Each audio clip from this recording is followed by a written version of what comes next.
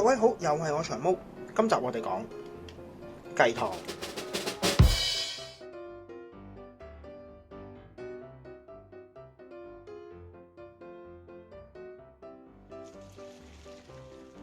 各位見到台面嘅材料都比較簡單嘅，有雞翼、紅蘿蔔、西芹、京葱、洋葱、parsley 同埋 thyme 嘅。咁第一件事，我哋先處理咗雞翼先，因為雞翼我哋劈完，我哋係要去過一過水嘅。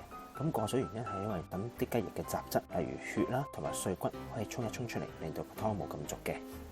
咁通常雞翼咧，我就自己會開3嘅，咁等佢容易出味。咁你劈開咗，其實咧就幫助咗佢將入邊嗰啲 collagen 啦，同埋嗰啲味帶到出嚟嘅。咁啊，或者可能可以去 supermarket 或者街市去買啲雞殼翻嚟煲嘅，都冇問題嘅。雞骨、雞殼、雞頸都可以。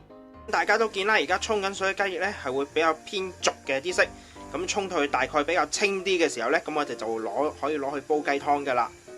咁喺啲雞翼游緊水嘅時候啦，咁我而家就處理埋啲菜料啦。咁我哋先處理咗紅蘿蔔先啦。咁紅蘿蔔嗰度我自己就唔會去皮嘅，因為皮嗰度一樣都有味道嘅，咁所以我會連埋皮一齊去煮。咁最緊要係洗乾淨個紅蘿蔔就得噶啦。咁因為始終我哋喺屋企煮啦，咁我哋屋企煮就唔係話要好特別注意咩刀工嘅，咁主要係切佢細粒咁就得噶啦。紅蘿蔔之後咧，我哋就會切呢個 celery 嘅。celery 其實我哋唔會要葉嘅，淨係要塊嘅啫。咁如果太長嘅話，咁就切短啲，我哋就易切啲啦，可以。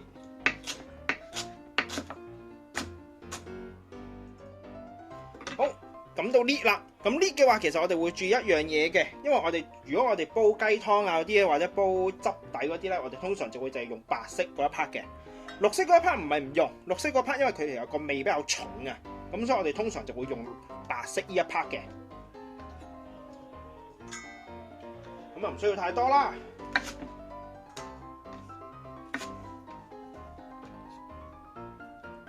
咁呢個其實我哋切段都可以嘅。因為煲雞湯嗰啲咧，我哋嘅時間比較長嘅。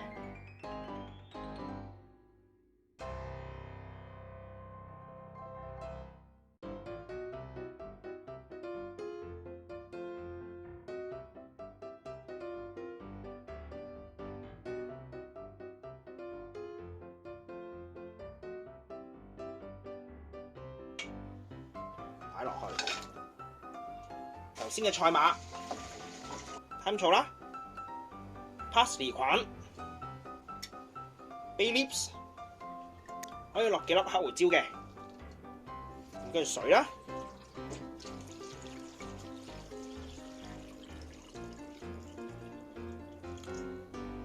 唔夠大添個煲，好唔緊要，咁我哋等下換個大啲嘅煲吓。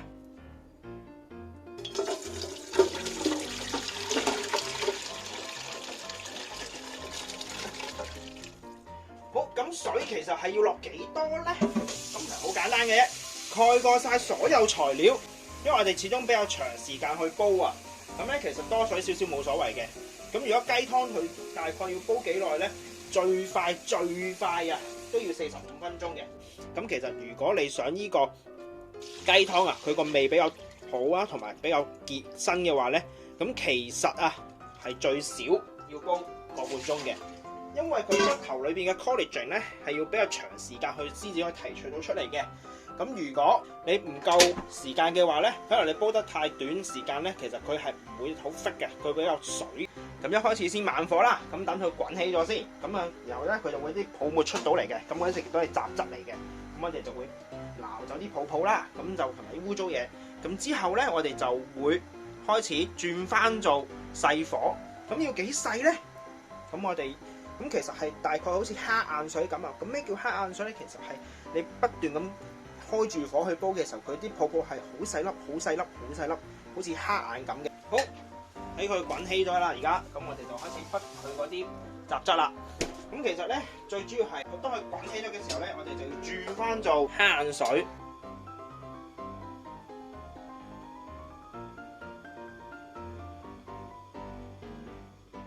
大概咧個火力咧就係咁嘅程度啦。已經其實係好細好細㗎啲泡泡，因為其實我哋係唔可以一路用慢火去滾嘅，咁所以我哋就會 keep 住呢一個狀態。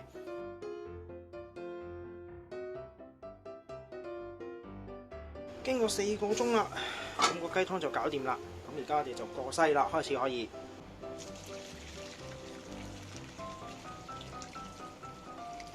咁我哋而家就可以將啲雞湯咧倒落去啲兜嗰度，咁我哋可以分開一泡5擺咧，其實可以方便翻儲存嘅。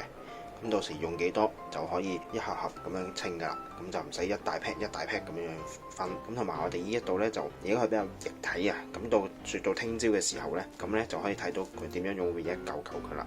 咁我哋聽朝再睇睇。呢個就雪咗一晚嘅雞湯啦，咁可以打開嚟睇睇。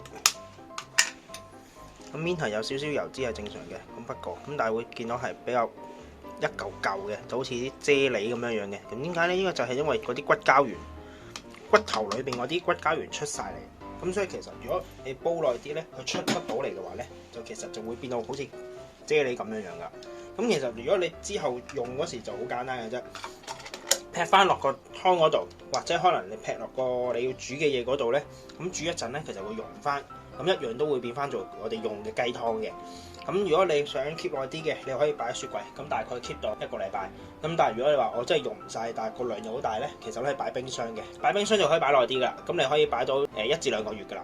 今集亦都差唔多啦，多謝各位嘅收睇。詳細嘅食譜我哋會 post 喺 Facebook 專頁嗰度，有興趣嘅話，各位可以上去查閱。另外，如果中意我哋頻道嘅話，希望你哋可以訂閱我哋嘅頻道，以作對我哋嘅支持。希望大家中意啦，我哋下集再見，拜拜。